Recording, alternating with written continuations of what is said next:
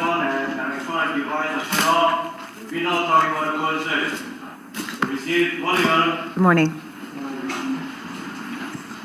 All right, we're here on in the morning session. If the attorneys will place their appearances on the record. Christina Stifler, Alan Mizrahi, and Steve Siegel on behalf of the state of Florida. Good morning, Your Honor. My name is Jesse Dreicer. I'm here with our client, Mr. Fernandez, Mr. Hill, Ms. Nepsat, and Ms. Day. Good morning. Thank you. Good morning. All right, is there anything we need to take up prior to bringing in the jury? Ma'am. All right, thank you. Let's bring in the jury.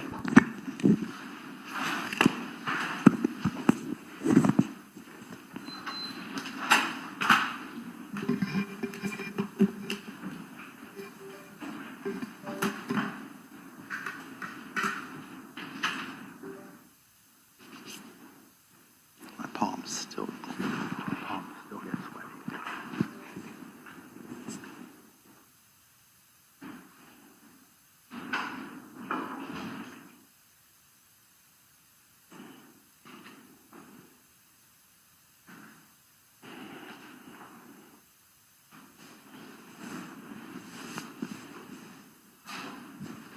Is the witness close by?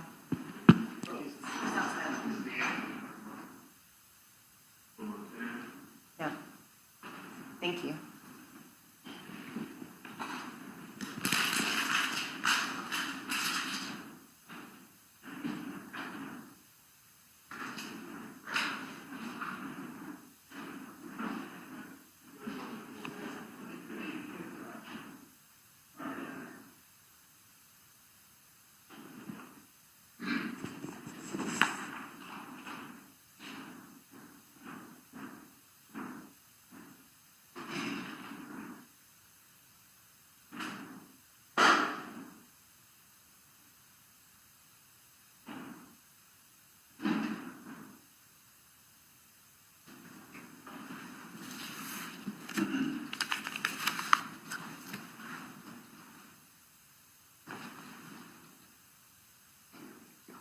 Yeah, probably. Your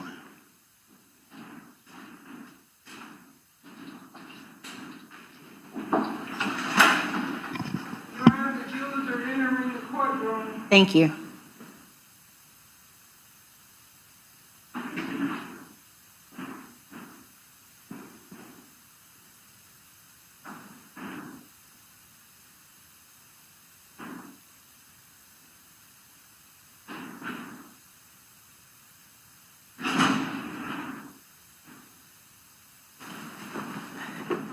All right, good morning, members of the jury. Welcome, and good morning. Everyone may be seated.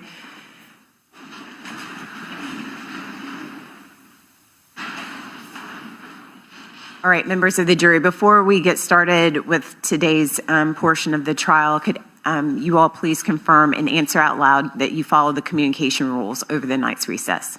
Yes. Okay. To remind you where we are, I keep saying detective. Agent Blythe was on the witness stand. I'm going to ask that he be called back to the stand. Good morning, Agent. Good morning. Since the night's recess we're into a new day, if you please raise your right hand to be sworn in. Agent, do you solemnly swear from the testimony you're about to give will be the truth, the whole truth, and nothing but the truth? So help you God. I do. All right, this way.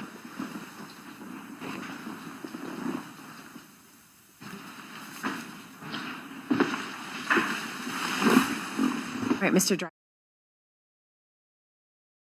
Dreicer, you may proceed with cross-examination.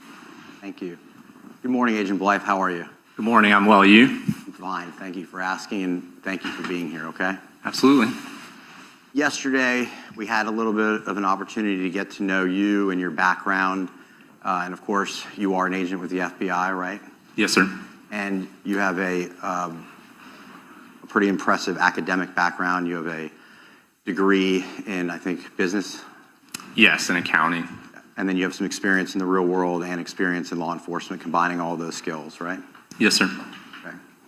And I think we can agree that well, let me say, the one thing you don't have, and I'm not knocking on you, but you're not an engineer, correct? No, I'm not an engineer. And you don't work for T-Mobile, correct? No, I do not. And a lot of what we're talking about is the engineering of cellular networks. Yes. Okay. So can we agree that the work that you do is important in cases like this? Yes, very. And can we agree that accuracy is important? Yes. And I don't know if you told the jury yesterday, but not only do you review these reports before they're submitted, you have a peer review. You have someone else look at the reports, right? Yes, sir. To make sure they're accurate, right? Yes. All right, let me just and I'm going to walk you through everything. I'm not going to cherry pick, but I want to show you slide 56. This is from March 5th between 9:12 and 9:50 p.m., correct? Yes. And yesterday you talked about the TA records associated with that. But if you look in the call box, those TA records seem to be from 2/17 of 2022, correct? Yeah, so there's a typographical mistake in the call-out box. So that's a mistake that you made before you submitted this evidence to the government? Yes. And the peer review person, he didn't catch that either? Apparently not. And as you sit here today, is it a typographical error, or did you put the TA records from 2/17 inside of the PowerPoint? I'm confident that it's a typo in the call-out box for the date. I didn't replace the date with March 5th. I apologize. Okay. And while we're here, this is about a Pennsylvania trip that Mr. Fernandez took? Yes. Anybody ever tell you why it was important whether Mr. Fernandez went to Pennsylvania and came back? I don't recall why that was important. Important enough that you mapped it all and put it in your slides, right? The investigative team thought that time frame was important to show the location of the target device, so I prepared a map as such. Okay. Not your job to know or say why it's important, just map it if they tell you to. So yeah, the investigative team it's their investigation. They're informing me about what times are pertinent that they need to show movement or a location for the device, and so that's what I'm looking to as far as guidance about what time frames I look at. Simply put, you mapped that Mr. Fernandez went to Pennsylvania. Well, first he stopped in North Carolina, right? Yes. And are you aware that the jury has heard from a friend of his that he stopped at his house in North Carolina? I am now. You are now, because I told you? Yes. Okay. And on the same dates that you mapped, and then he, if I understand correctly, he went up to Pennsylvania, and I think your testimony, these are my words, but he sort of hauled ass back to Jacksonville. He wasn't there a very long time and came back. Came back pretty quick, right? Sure. Some people move at different paces. Yeah, but I mean, I think what you were saying to the jury yesterday was he was up in Pennsylvania, and then he kind of moved back relatively quickly, like he didn't have a lot of stops, right? Yeah, there was a 3-hour stop, was the biggest, most notable stop during the way back that I recall. But just so I'm clear, Jacksonville is where this homicide occurred, right? Yes. And he came back to Jackson. Correct. Okay. All right, let's start at, well, I want to show you, did you notice yesterday when you were going through your slides, this is I think you did 5 drafts of these before you made a final? At least. At least 5 drafts, right? And every time you did a draft, you would provide it to the defense team through discovery, right? So I provided to the state, and they provided the discovery to you. Then they provide it. So through the course of this investigation, every time you did a draft, we would have to do, at least you would think it's fair that we would do an analysis of your draft, right? I would hope you'd review it. And if we had an expert, which I think you know that we do, Yes. he would have to review it, correct? Sure. So I assume at some point in time during this trial, when the state gets up and asks questions to my expert about why we had to pay him so much money, would you agree that every time you did a draft, you would expect it's fair that he would review your draft, right? If you ask him to, sure. Sure. And it would be reasonable for us to ask him to review your drafts, right? It's something that a layperson could easily misunderstand. So it's understandable you'd want to talk to somebody with knowledge of the profession. Sure. And can we also agree that going back to, you looking at these things and making sure that before it got submitted in evidence, it was up to speed. This is your final, correct? It is. Did you notice on about a third of the slides that are in evidence, they're still stamped draft? A third? Let's go to page 21.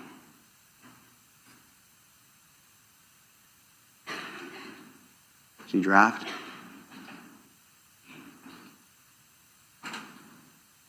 Can you see that, Agent? I do. Go to page 22. See that? Yes. 23? 24? I mean, I'll let the jury, it's in evidence, but significant portion of your final is still submitted draft. Is that another mistake that should have been taken out? In preparing over the past month or two, I noticed some things that wanted to modify somewhat. Didn't change the conclusions or the overall locations or anything like that. But I had somebody take a second look at them after I made some changes, and I forgot to take the draft stamp off. Okay.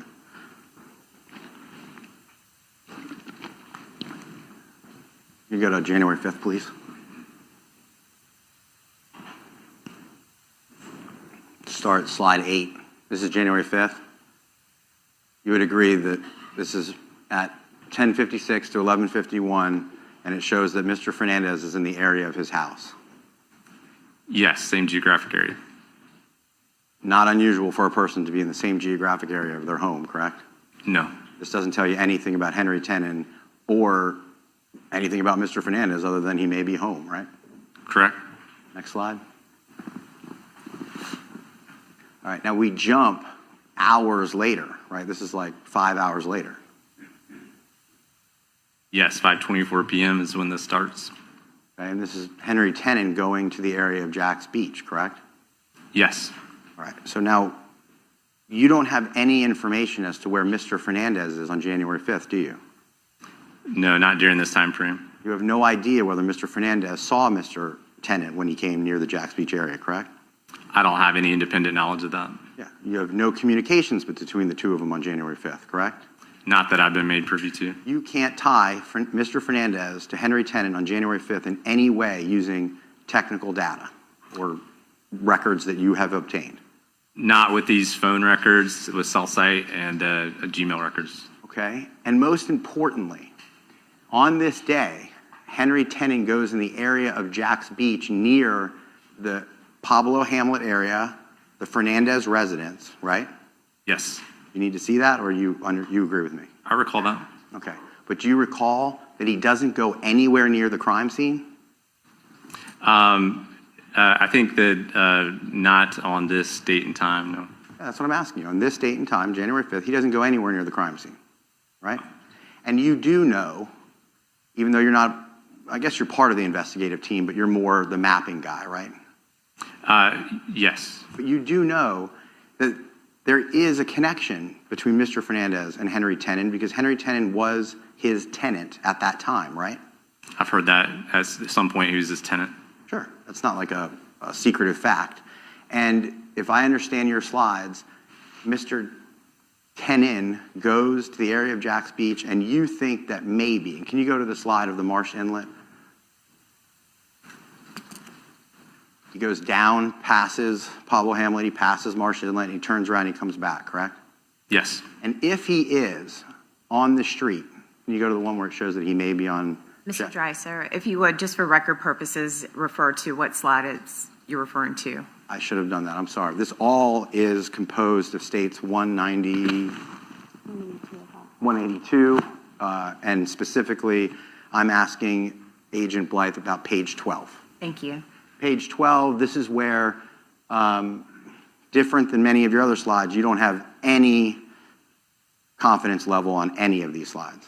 No, not on these four. This entire slide, which is the one that zoomed in the most, has no confidence on any one of Henry Tenon's factors, correct? No. But nonetheless, you decided to map that you think, without any confidence, that Mr. Tenon may have gone on the street of the Fernandez residence, correct? That was the recorded location. And throughout the duration of the analysis, I I was able to see that these locations, with or without a known source, followed in line, stayed along roadways. They weren't errant off in the middle of nowhere or a place where there was no roadway or a place where a person and a phone could be. Looking at them in their totality, they all seem to be very reliable locations. Even if you're right, which you may be, he's on the street for what, 30 seconds at max? I mean, if you're exactly correct, and your totality of the circumstances all added up, you can't put him on that street for more than 30 seconds. Correct. So, and you have no reason to believe that Mr. Fernandez was home. I don't know. You have no idea, right? No. And you don't know if Mr. Tenon was dropping off rent money in the mailbox. I don't know that. You don't know if Mr. Tenon was scouting the area because he planned to kill Jared Bridegan. You don't know that. No. You just know that he's in the area. And the one thing we do know is that the Marsh Inlet and the area of interest does have evidentiary value in this case, correct? That area has interest, right? Sure. Mario, and we're going to talk a little bit about this, Mario Fernandez's home is close to Marsh Inlet, correct? Yes. And I'm sorry, I did not say that correctly. Mario Fernandez's home is close to Pablo Hamlet, correct? Yes. Okay. And it's so close that it's hard to make any sort of data location because it's so close. It goes within the area of the bands that make it to where the technology just isn't that precise, correct? That's fair. Okay, and we'll talk about that later. Let's keep going. Let's go to the next day.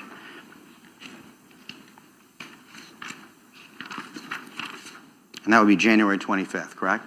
Yes. And on January 25th, I mean, this has so much data on it, but let's just break it down so simple so the jury knows what they're looking at. You believe on January 25th that Mario Fernandez went over to John Biggerstaff's house. His phone moved to that area, used the tower closest to his house, and had a calculated distance, roughly the same distance from the tower as the house was, which is consistent with him being at the residence. It's a great point. You don't track people, do you? Well, You phones track don't move themselves, but people have their phones. Research shows that we keep our phones within arm's reach the vast majority of the day.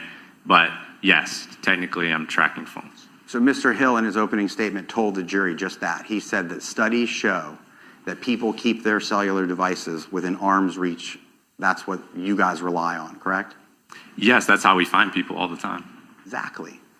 I don't want to jump the gun, but on the 29th, you don't have Mr. Fernandez's device anywhere except for the Potomac address, correct? That area, yes. Yeah, I mean, he goes from his house to Potomac, but the phone never leaves Potomac, correct? On the 29th? Right. Correct. So by the studies and by what you're aware of and everything you're trained on and how you locate bodies and guns and all the things that you say that you've been so successful doing, it's because people are generally within arm's length of their devices, correct? Usually, but sometimes people intentionally leave their devices behind in cases. Sometimes. They do. And that's when you have to use what you said yesterday, which is other investigative efforts when you're doing historical cell site analysis to see if you can confirm whether people have done that, correct? If you can. All right, we'll get there. But on this day, Mr. Fernandez goes to what is known as an old friend of his, correct? You know that Biggerstaff? Yeah, My understanding is they are associates of some kind. yeah, they've known each other for a long time. Okay. Okay. And on that day, you know that Mr. Fernandez called Mr. Biggerstaff on his way over there. Because in all that data, it actually shows a call from Mr. Fernandez to Mr. Biggerstaff, right? Yes. Before he gets there. Like, hey, I'm on my way, right? You don't know what it said, but that's not far-fetched that someone would call and say, I'm on the way to your home, correct? No. And then right when he gets to the house, there's a message or a call saying, well, you don't know what it says, but it's right when he gets there, not far-fetched to be like, hey, I'm here, man, right? Yeah, I don't know why he called him, but Okay. could be. All right, so he's there for like an hour or so, and then he leaves, right? I don't remember how long he's there. I think it might be the next slide. Yes. All right. This is slide 16, Your Honor. Thank you. And you don't know why he was there? No. You have no evidence what he was doing there? No, sir. Someone just asked you to map whether Mario Fernandez was going to a guy's house that he knows for a long time. He left. That's what you know. That's what all of this information tells you, correct? Yes. All right. Let's go to January 29th.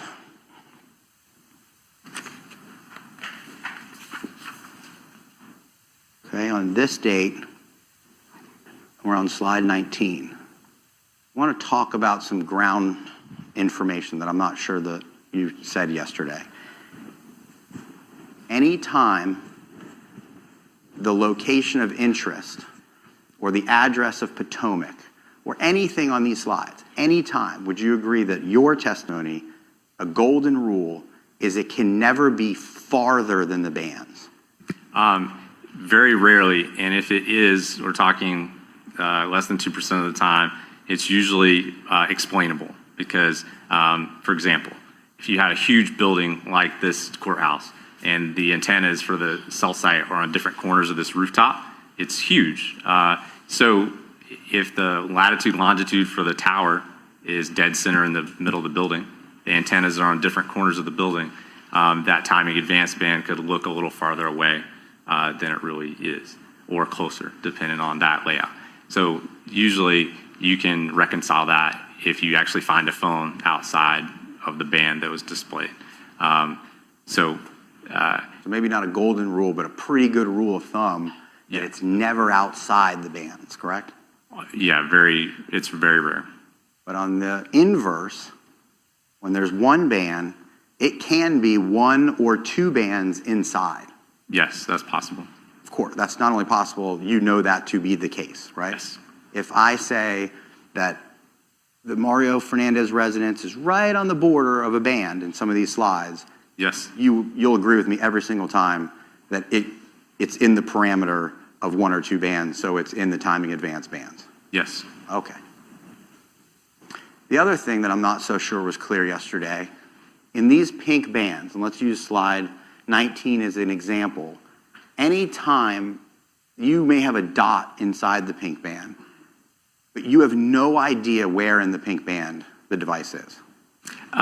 So are we talking about these dots are from Henry Tenon 53. These aren't timing advance estimated locations. Glad you pointed that out. I want the jury to be very clear. I'm not talking, and I didn't say this, so thank you.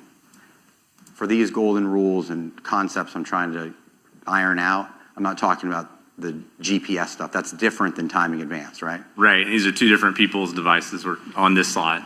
And two different technologies, right? Yes. So because you don't have any GPS for Mr. Fernandez, let me make it clear. When Mr. Fernandez's devices are in any of these pink bands, you have no idea where in the pink band it is. Yeah, so when Mr. Tenon's device is inside that band, it doesn't, just because it's inside the same band where Mario Fernandez's phone is, that they could be together, they may not be together. It's potential co-location. Is that what you're asking me? I really wasn't. I'm not asking you Right. anything about Mr. Tenon at the moment. I'm asking you for Mr. Fernandez. In all of these records, you're using TA analysis because you don't have GPS for Mr. Fernandez, correct? Yes. So what I'm trying to do is just get some global ground rules so the jury understands this. That device can be anywhere in a pink band, like at the very, very bottom of slide 19, where the pink bands end, or the very, very top. You don't know. The technology isn't that good. Yes, in isolation, the phone could be anywhere in that band, from one side of the sector to the other, to answer your question. However, if you have intersecting timing advance, that's not the case here.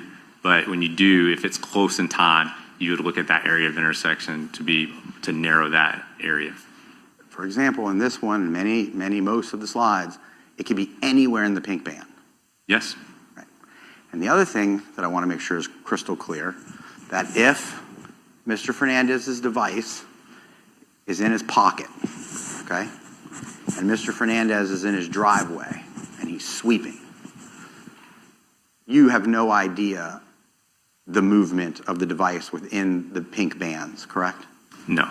If Mr. Fernandez he walks from the kitchen to the end of the driveway to throw a bucket of water out, you cannot do, this technology doesn't work like that, correct? Yes, no, it doesn't. It's not that precise. It's good enough to help us find people many times, but it's those bands are 78 meters wide. So that's the confidence of it. So when you're showing all this information from January 29th and it's just like TA, TA, TA, TA, it's not like you know that the device is stationary and not moving. You can't tell that. So when maybe I say stationary, it's staying in the same area, defined area that we can define by those bands. It doesn't necessarily mean it's sitting still, perfectly still on one exact location. That's exactly what I'm asking you. Can't do that, right? Right. Now, we'll get to some precise stuff in a question. The other thing that I just don't think I heard this word come out of your mouth one time yesterday, and you correct me if I'm wrong. Did you ever say the words Wi-Fi yesterday? Yes. You did? Okay, thank you. There's a caveat when there's Wi-Fi, isn't there? What do you mean? Meaning that if a phone is connected to Wi-Fi, then there can be calls and texts that this wouldn't catch. So the calls generally make their way to the call detail records if they're over Wi-Fi, but if a phone can also use data over Wi-Fi, and that could carry the data sessions rather than the cellular network. Right, so it's possible that a person could be making calls or text messages or doing video gaming, and you wouldn't have a record of it if they're connected to Wi-Fi. So the data sessions would therefore be carried by the Wi-Fi, the internet service provider, Sure. And it wouldn't show data throughput with the cellular network. If they made calls or received calls, those would make their way to the records. They may make their way to the records. They don't always make their way to the records. They usually do, but it's possible. It's possible that they don't, right? Sure. Okay. And you know, and we don't have to guess, even though we have photos, I'll show you in a second, that there is Wi-Fi at the Potomac address. Maybe there is. I'm sure most people have home-based Wi-Fi. Well, we don't have to say maybe, because you did the tracking of Henry Tenon's devices, and the data that you used at 2 o'clock for the geolocation of Mr. Tenon, and if you need your records to look, I'll be glad to, you used Wi-Fi. That was the source of the GPS at 2 o'clock. I guess all I'm saying is I don't know if it connected to Mario Fernandez's Wi-Fi, but there's enough Wi-Fi access points around there that the phone was able to generate a Wi-Fi based location. All right, let me pause you for a moment. Members of the jury, I need you to go into the jury room, please.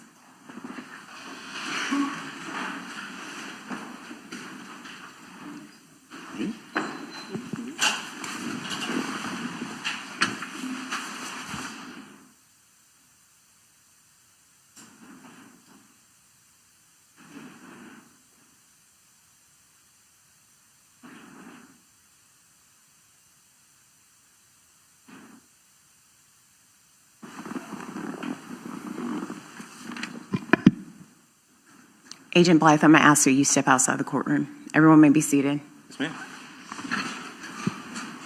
Mr. Fernandez needs to go in the back. I need Miss Bridegan to step up, Mr. Clifton to step up, and get Kirsten Nelson on the phone. On Zoom, switch over. If the state would clear the way so they can have a seat.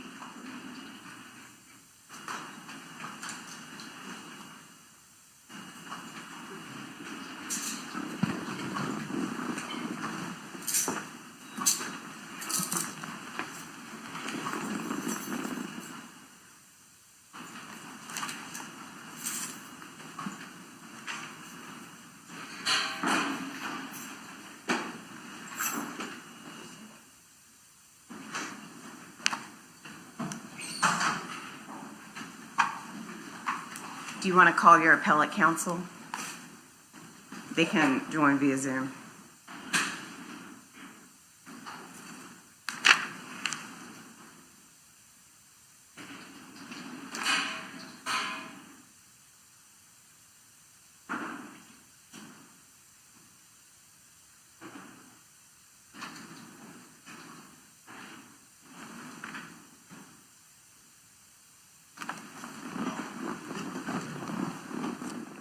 Ms. Bridegan, you can sit down. It's okay.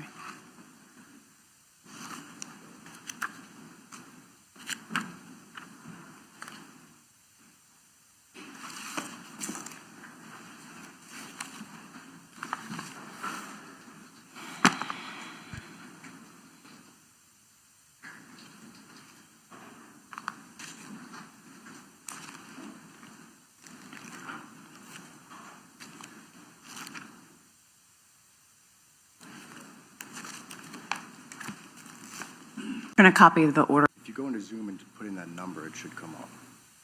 That's the meeting. Are the attorneys from the Gardner firm on Zoom? Good morning, Your Honor. Kirsten Nelson on behalf of Ms. Gardner. I believe Jose Baez and Ron Sullivan are also present. All right. Yes, Your Honor. Okay. Good morning. Is Mr. who's Sam Solario? Sam, if you can hear us, could you just announce your presence? I can hear you fine. I'm not visible because I'm unsuitably attired for court, Your Honor, and Yes. I didn't want to appear poorly. Yes, sir. I appreciate that. Thank you. So, Mr. Clifton, for purposes of this hearing, I received, while I'm in the middle of the trial of the state of Florida versus Mario Fernandez Saldana, I received an email indicating that Ms. Bridegan is refusing to comply with the court order. Is that correct? Yes, Your Honor. All right. And then Ms. Nelson is the person that notified the court. So, Ms. Nelson, I'll hear from you. Thank you, Your Honor. I also apologize. I am not suitably attired for court, so I will keep my camera off. We are moving for a motion, or our motion is for an order to show cause why Ms. Bridegan should not be held in contempt for failure to comply with the court's August 11th order, as well as the order this morning and the order yesterday.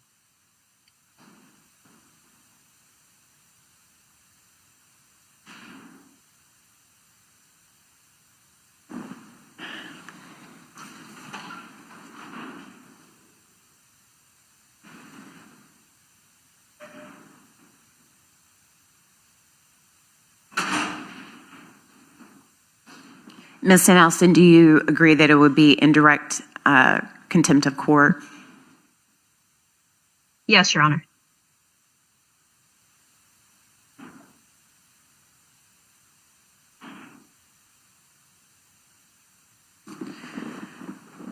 Mr. Clifton, do you understand the nature of the motion for an order to show cause?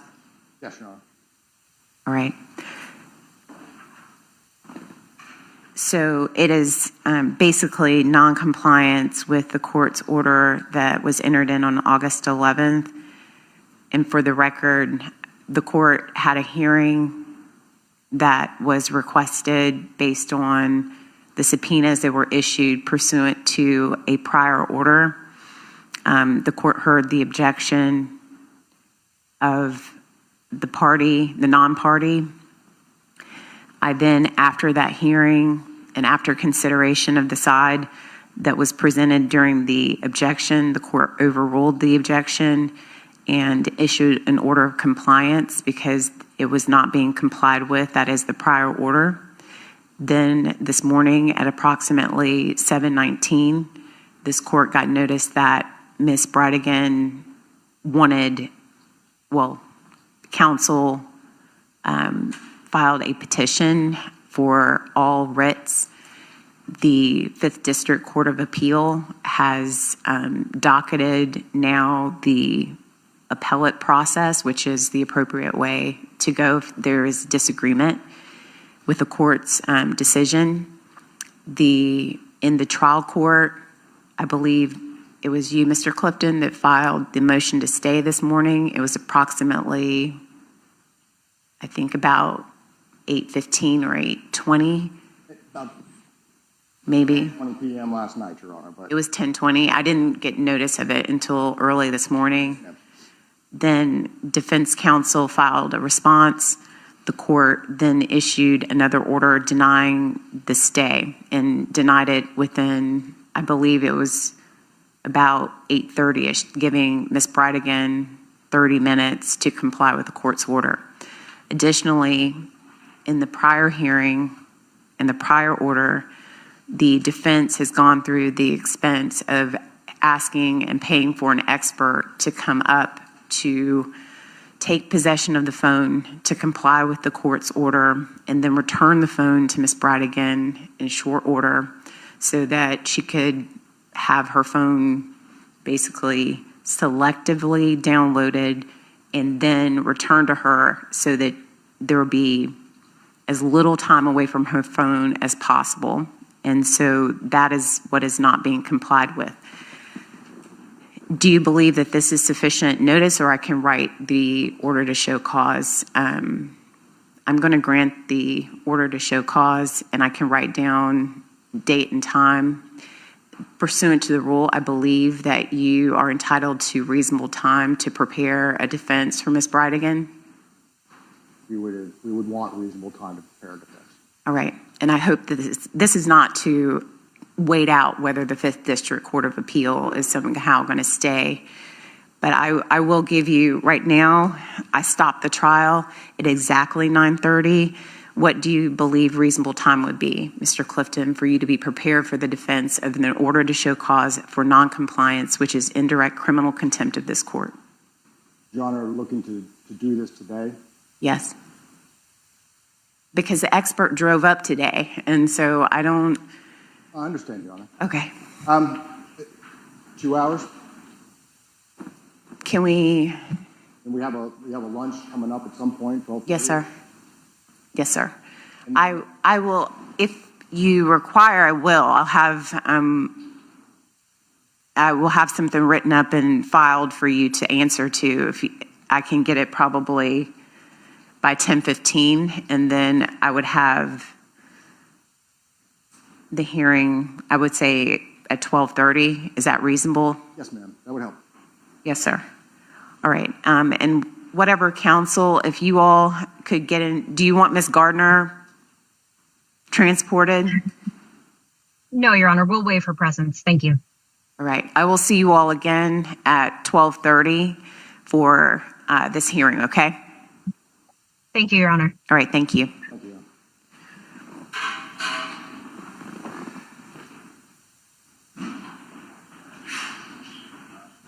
It goes without being said, Ms. Bridegan, you need to be present again, okay?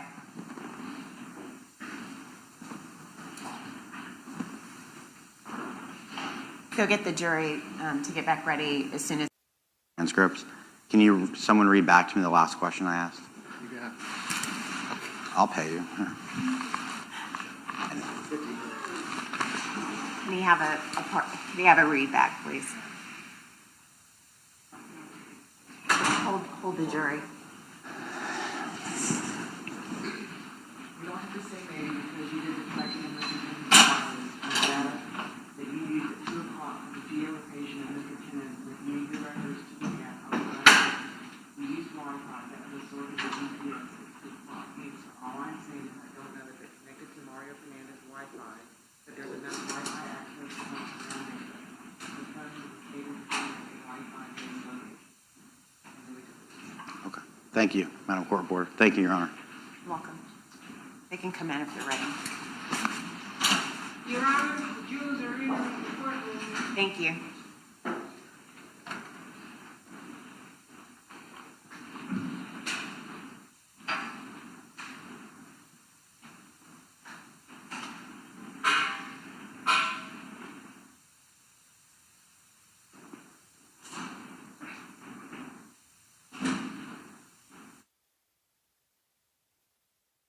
All right, welcome back in, members of the jury. Everyone may be seated.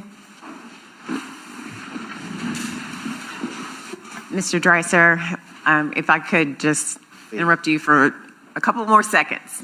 I would- Members of the jury, I want to apologize for the interruption. I want to make sure that you all understand that the interruption has nothing to do with either the state or the defendant in this case. Instead, I had an emergency issue that I needed to resolve prior to you all continuing because it's time sensitive. And so I apologize for any interruption.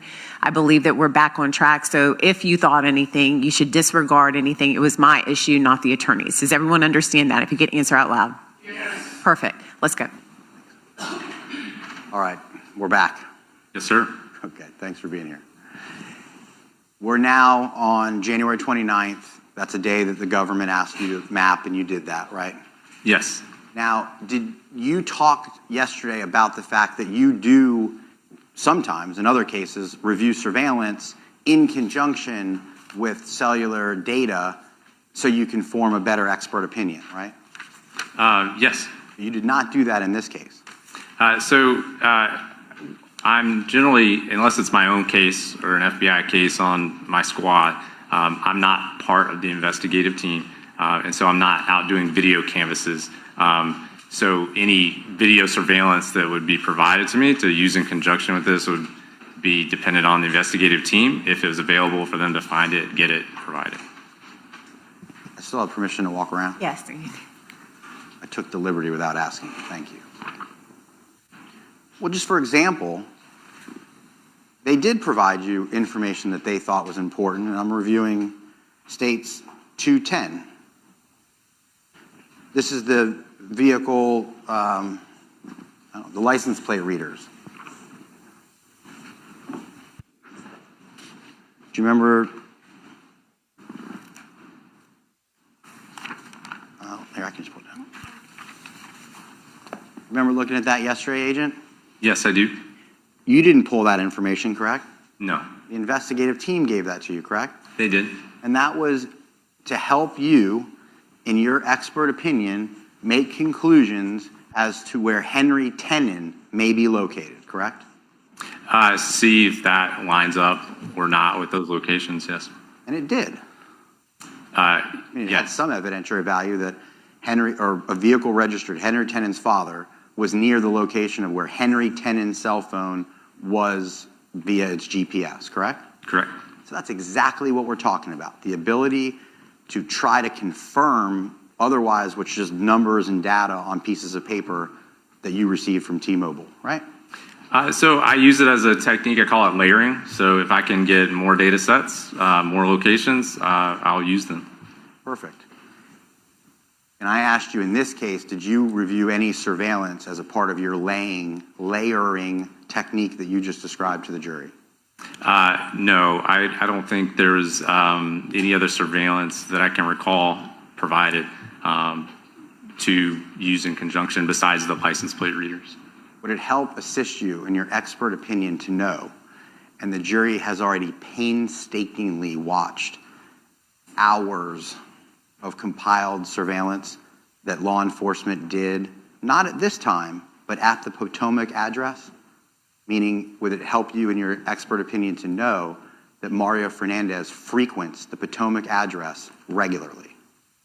I don't. I obviously can see when his phone was in that area from the records I reviewed. I haven't reviewed the poll camera or whatever kind of camera surveillance was in that area. Let's try to do this together.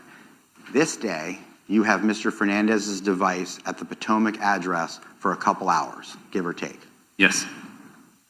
In evidence is hours and hours of Mr. Fernandez at the Potomac address. Does that help you say that this data is consistent with Mr. Fernandez going to the Potomac address as seen in the surveillance that's been admitted into evidence? Yes, that would be one more indication. If you see the vehicle or him on camera, that shows that might show that he moved there with his phone. Consistent with the day that you mapped, right? Yeah, if there's camera footage showing him there, it's consistent with this map. That's all I was asking. Now, this is where, on slide 19, Mr. Fernandez is moving from the Jacks Beach area to his rental property on January 29th. That's what this slide shows, correct? I don't know if that's his rental property or not. I know that address is associated with Mr. Tenon.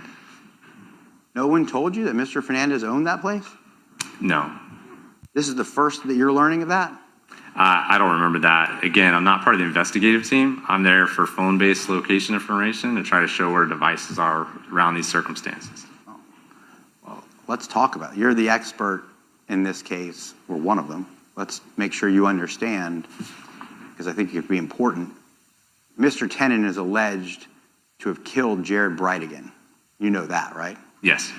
So when you put, because someone told you to, on your legend, Tenon address, 5239 Potomac Avenue, someone told you to put that? It told me that that's the residence attributed to Mr. Tenon. They're able to somehow verify that that is his address. It's interesting because what's also in evidence is a lease agreement that Mr. Fernandez leased the property to Jeremy Ordway on January 27th of 2022. Did you know that? No. Would you like to see that, or you take my word for it? I'll take your word for it if that's an evidence. Okay. And you would agree with me that this is 2 days after the lease agreement was signed, correct? It is.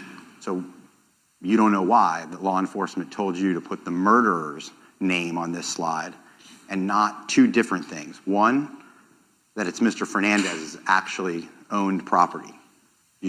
I know you're learning that for the first time today, but would you take my word for it that he owns it? Or would you like to see the records and evidence that he owns it? If that's an evidence, I can take your word for it. It is.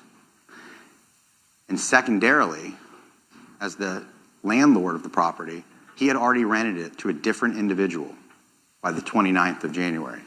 And you took my word for that fact already, correct? Again, I don't have any independent knowledge of that. If that's an evidence, so be it.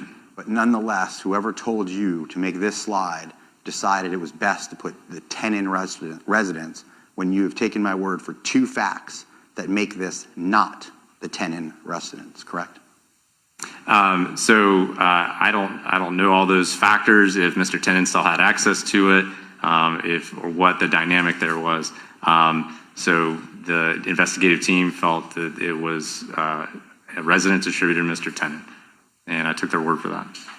Sure enough. Because that's all you can do is plug in the data that someone gives you, right? It's more than that, but. Okay. Let's talk about the movement of Mr. Fernandez's phone. You know that at 2 o'clock on 129, still looking at page 19 of your slides, at 2 o'clock and 5 seconds, Mr. Fernandez is not at Potomac, correct? What time? 2 o'clock and 5 seconds p.m. Not yet. All right.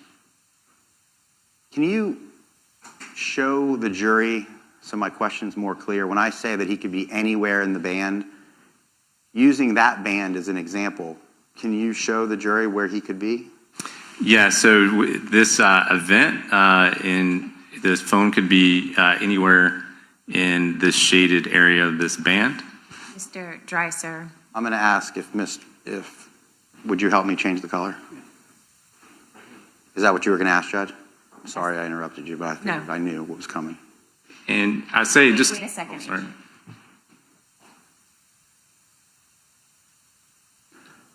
It's red right now, and you can't blue? see it. Let's see what blue looks like. Can you try doing that again? Sure. There we go. I like that. And just to clarify, when you show movement of a device and you see these timing advanced bands, yes, in isolation, the phone could be anywhere in the shaded area of that band, but if a phone is moving in a vehicle, the phone's going to be on a roadway. So you're going to look to where the roadways are as part of that overall route in that movement to see where that phone would have been during that time. I agree with you. Just to clarify. There's one road and a swamp on both sides. It's likely on the road, right? Yes. People can't drive through a swamp. I think we all get that. Right. In this case, there's a lot of roads though, right? There are several, yes. You don't know what road he's on, right? Not exactly, no. So he could be pretty much anywhere in the band as long as it's not somewhere off the road. I mean, based on the timing, I think it's most likely somewhere along Old Kings Road or an adjacent road, but there are several roads around there. Okay? But we agree, under no circumstances, according to your expert opinion, is he at Potomac. At 2:02, the phone is Asking you very specifically. on its way. At 2:05, he is not at Potomac. I don't think so yet, no. Okay? At 2:12, using the geolocation call-out number, Henry Tenon appears to be at or very close to the Potomac address. Yes. And that's a confidence meters of 56 meters, correct? Yes. Okay, so if you drew the radius. That is an unknown source, though. And I thought we talked that you don't like to use unknown sources. Do you agree that's an unknown source, Agent Blythe? Mr. It's 2:00. I don't recall that being an unknown source, but again, I looked at these locations in their totality. The reason I didn't show the radius for the other unknown sources that was so low, because they were less than 3 meters, which is unlikely a device could get a location with less than 3 meters, even with GPS. And so, 56 meters is a lot more conservative and reasonable than 1 or 2 meters. Okay. Nonetheless, 56 meters, approximately 160 feet, somewhere around the Potomac address is what you think. Yes. At 2:12. Right? Right. Now, at 2:06:53, Mr. Tenon is definitely not in the area of the Potomac address, correct? No, he's moved to the area of Old Kings Road and Edgewood. Yep. And we know he's on the move because he hits another tower at 2:08, and then he has geolocation at 2:10. So bear with me. We know that Mr. Tenon is on the move, 2:00, 2:06, 2:08, and 2:10, moving away from the Potomac address. Yes. And we know that Mr. Fernandez at 2:00 is not there, and then he moves closer to the Potomac address somewhere around 2:02:25, correct? Yes. You said yesterday that they could have been there for a short period of time together, right? Potentially. But potentially they were not there at the same time together, correct? I'm sorry? Potentially they were not there at the same time together. So sometime between 2:00 and 2:06, I don't know when, Mr. Tenon's phone began moving from the residence towards Old Kings Road. So I don't know exactly when during that 6 minutes and some change that his phone left. It looks like it would probably take, a little bit of time to get that distance. I don't know the exact drive time, but they're very close to overlapping. So I don't know for sure that based on this data, that they were together, but they could have been. And I really thought my question was really simple. I know you think they could have been. I'm asking you, they may not have been. And you gave a very long answer, but you agree with me that you can't say that they were together at that time period at Potomac, correct? Correct.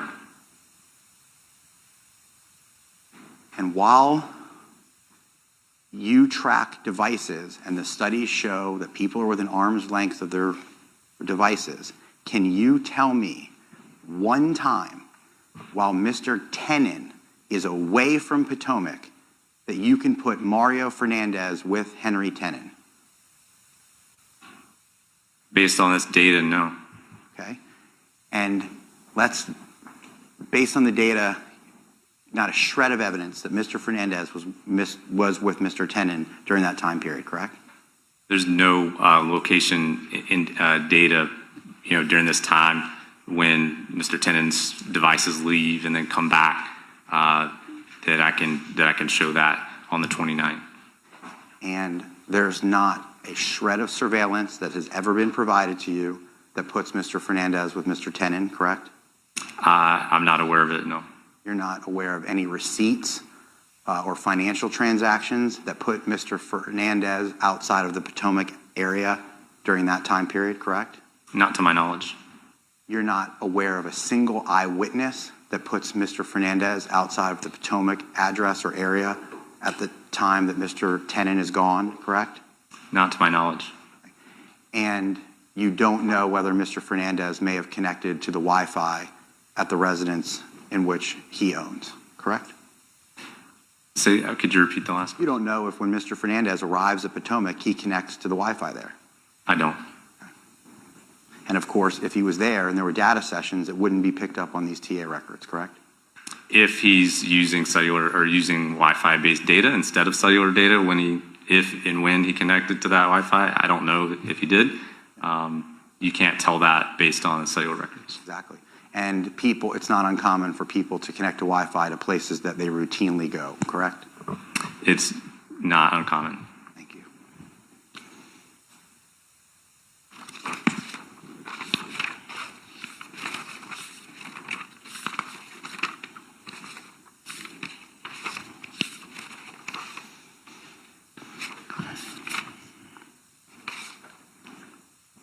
You have a bunch of slides that reflect that Mr. Tenon went near the crime scene during that time period on January 29th, correct? Yes. In fact, you even have a zoomed in slide. Can you find it for me, please? January 29th, where he's near. Like right here, right there. The long red line, there we go. We're looking at slide 26. This shows that you believe Mr. Tenon's device, and by extension of the studies, Mr. Tenon went to the crime scene on that day, correct? Yes. You have no evidence whatsoever that he went anywhere near Marsh Inlet, Mr. Fernandez's residence on that day, do you? I don't think so, no.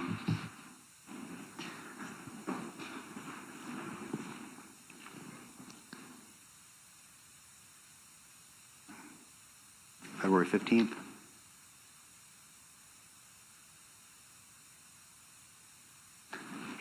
On February 15th, you have reason to believe, using the data, that Mr. Fernandez may have gone to his rental property in the morning? Yes, the Potomac Avenue address, yes. Okay. Mr. Tenon wasn't there? During this time frame, his device is over where it's indicated with the 9 events here. We're looking at slide 34. Correct. Easy answer is Mr. Tenon's not there, correct? His device is not there. His device isn't there. Thank you. And did you know that the area that it is in is Modison Pallets, where Mr. Tenon worked? Did anybody tell you that? No. Okay. This would be an example where Mr. Fernandez is at the rental property and Mr. Tenon is not at the rental property, correct? In this instance, no, correct. Yeah. Just like on the 29th, right? On the 29th, you're just talking about Mr. Tenon's device is leaving? Exactly. Yeah. Mr. Fernandez's device remains in the area of that residence. Similar fact, right? Yes. Now let's go to later in the afternoon. And again, in your layering concept that you told me about, would it be important to know that in the surveillance that this jury has already seen, that Mr. Fernandez oftentimes goes to the Potomac address more than one time in a single day? Would that help in your layering? Not really. I mean, it shows a pattern of life, right? That may be good for an investigator to know. But for me, I'm looking at finite periods of time, showing where the devices are and where they move as best as I can. But you would agree with me, it gives the jury some perspective that he goes there more than one time in a single day, consistent with what you mapped, right? I don't know that it pertains to my mapping. It's you can make whatever arguments you see fit. Thank you, sir. I'll do that. And then later in the day, he goes back to the address for a short period of time, correct? Mr. Fernandez goes back to the Potomac address. Yes. Slide 35, Your Honor. But now, would you tell the jury, this time you believe the data shows that Mr. Fernandez gets to the rental property that he owns and Mr. Tenon is there, correct? So between 4 and 4:29:25, Mr. Tenon's device is there. I know, but let's break that down. Okay. Mr. Tenon leaves the property, doesn't he? He does. And he leaves before Mr. Fernandez leaves the property, correct? Before his device does, yes. Before his device does. Another example of when Mr. Fernandez is at the Potomac address and Mr. Tenon is not at the Potomac address, correct? I would replace their names with their phones, but yes. You would, the devices, because you maintain people are with their devices, right? Usually, but Okay. we talked about this earlier, yes. Yeah, all right.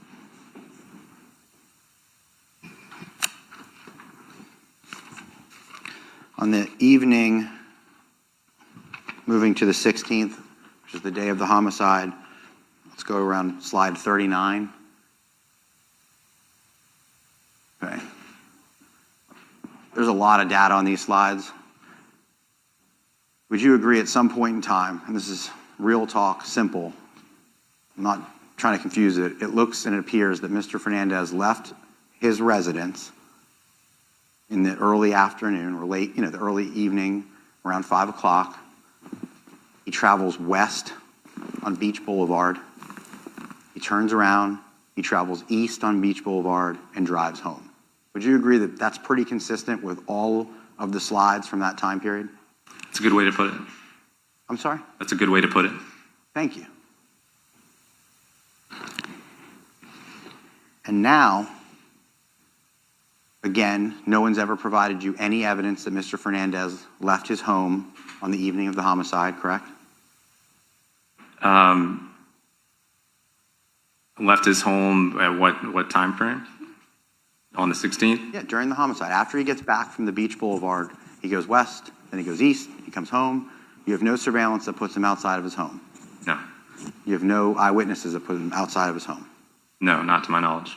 So you talk about TA records and that there could be a gap in the TA records and that it could be that his phone was off during the time of the homicide. That's what you told the jury yesterday. It's possible. It's possible. You also told the jury that these are all just snapshots in time, correct? They are. You also know, and I'm going to use your words, there can be blocks of time where network engineers just don't record time in advance for a particular market area. That's true. And you also know that when you got all the records that you've used to compile this data, it came with a warning, correct? Yes.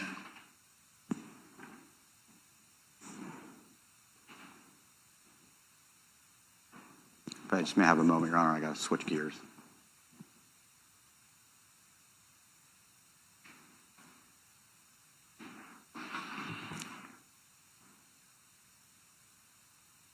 I don't have the highlighted one from open.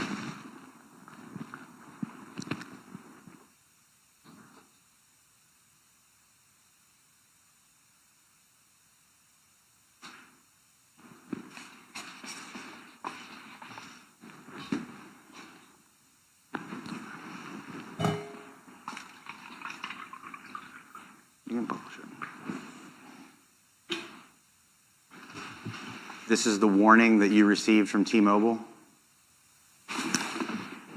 It's a note on interpreting timing advance records. Yes, I've seen it or read it. Would you read the first paragraph to the jury, please? Your response includes timing advance records. TA records are not call records. TA records are specialized historical location records. They are based on tower registrations and are not dependent on a voice call, text message, or data session. TA records are stored by market as defined by T-Mobile Engineering. TA records are retained for 0 to 90 days. Retention varies by market. Timing advance data may not be available in every market, portion of a market, or for every IMSI, which is an account-specific number for a user on their network. And even if call records are found, there may be times when no timing advance records are available.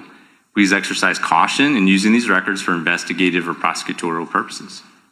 You are, in fact, using these for prosecutorial purposes.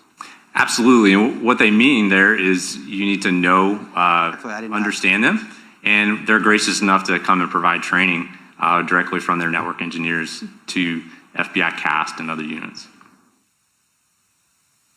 And in their training, because you've already testified to it, you tell the juries that there are times where, I'm going to use your words, there are blocks of times where the network engineers just don't record timing advance for a particular market area. Those are your words. Yes. And this is what we're talking about, one of those times between approximately 7:10 and 8:20 p.m., right? It could be, but I don't know that for sure. Of course. So now let's go to the slide where it sort of shows the desolate time period that the prosecutor talked about at great length yesterday evening.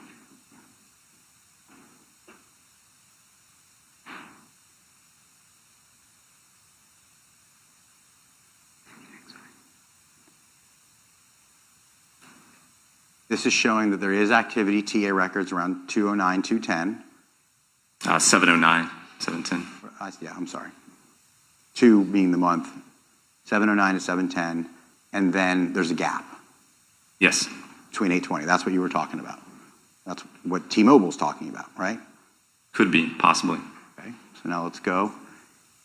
And this is it. This is the slide they showed you yesterday, where it just slide number 42, where it just shows like no pink, and it looks like nothing happened, right? This is a representative that there's no TA records during 7:11 to 8:19 p.m. That's the slide that you developed, correct? As well as the note shows there's no outgoing or incoming text messages during the time frames noted. Okay. Again, you don't know if he's connected to his home Wi-Fi, correct? I don't know. And let's go down to the slide that shows a bunch of TA records on the night of the homicide.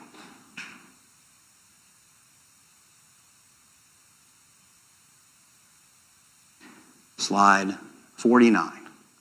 So on this exhibit that you put together, different than the desolate one where it just shows nothing, you put all these TA records on the right-hand side, correct? There are a lot of timing advance records, yes. But let's focus on the top. There's a timing advance at 9/11/04, correct? Yes. There's not another one until 10:02, correct? That's correct. That's approximately a 52-minute section where there are no timing advance records, correct? Yes. And if you made a slide, if you wanted to, which you didn't, but if I asked you to, and I'm just going to ask the jury to visualize it, a slide, if the crime had occurred at 9:30, just for a moment, are you following me? Yes. If the crime occurred at 9:30, you could make an identical slide to the one I just asked you that say between 9/11/04 and 10:02 p.m., and it would look identical. There would be no TA records, correct? Correct. There's no calls or text messages during that time frame either. So when the government asked you yesterday, and Ms. Stifler said something to the effect of, and it just happens to be that during the time of the homicide, there's no TA records, it was based on the slide that shows nothing, correct? Is just, that is what it is. There's no records during that time. And it is what it is that there's no records between 9:11 and 10:02 p.m., right? This is what it is. There are no records between that time period. And that's not something Mr. Fernandez can control, is it? So potentially, yes. In some respects, you can not make phone calls. You can not use data. You can turn the phone off and not have connectivity. But there is this other potential reason with the network not recording timing advance, which would explain lack of timing advance. It wouldn't necessarily explain the other data sets, but that's why I pointed out reasons for both yesterday, and you're pointing them out again. And those are the possibilities and the reasons behind them. Okay. You just don't know, right? No.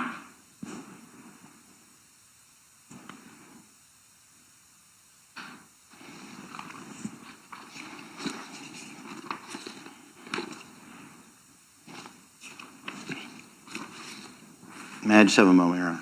Yes.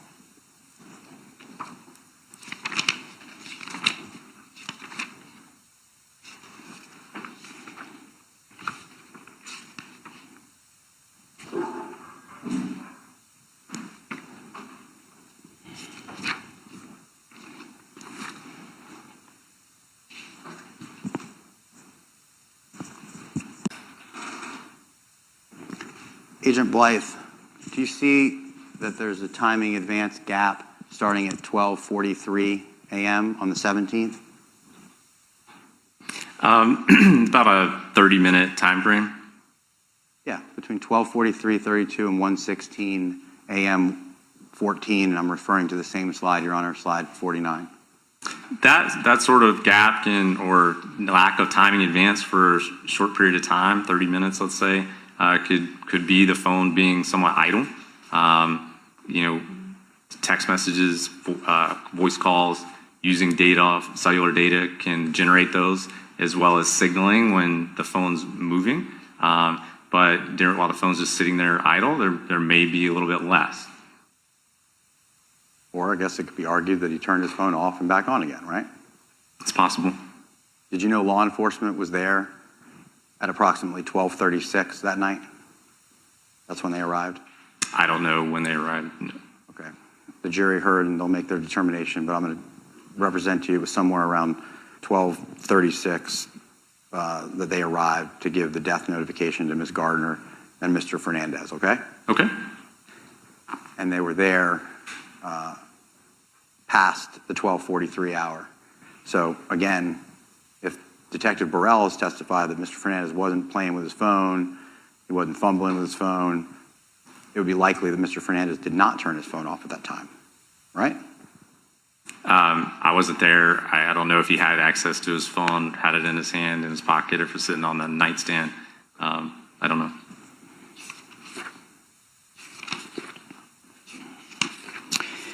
All right, and then we talked about Pennsylvania, so I'm going to move on. And then you put some graphs together at the end that show a few different ways to visualize what you thought were some important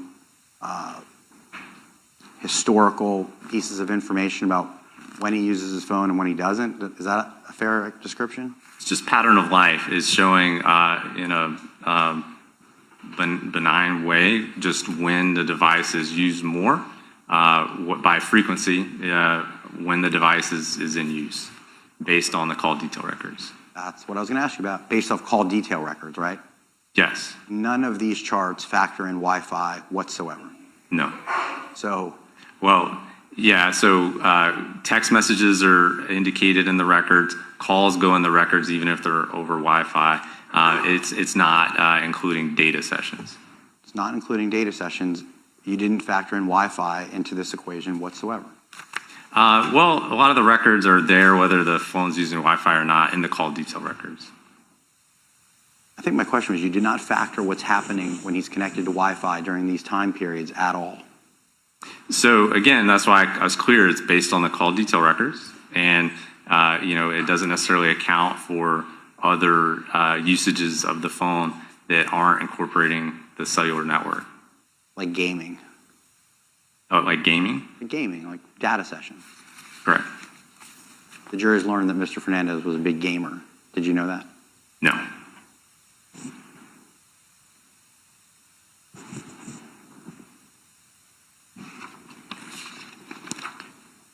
And I'm sorry, Your Honor, may I just have one more moment with my colleagues? Yes.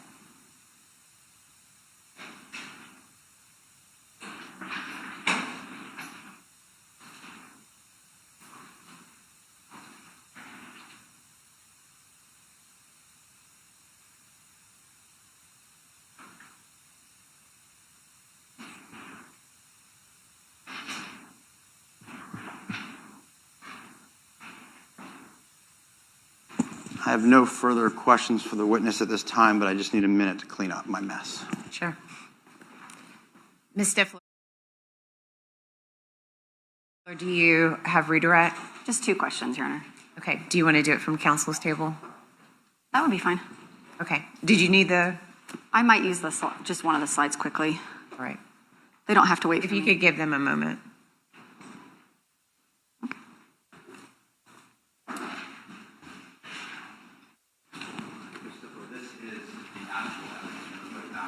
I'll just use the Elmo. Thank you. Yes, ma'am. I won't.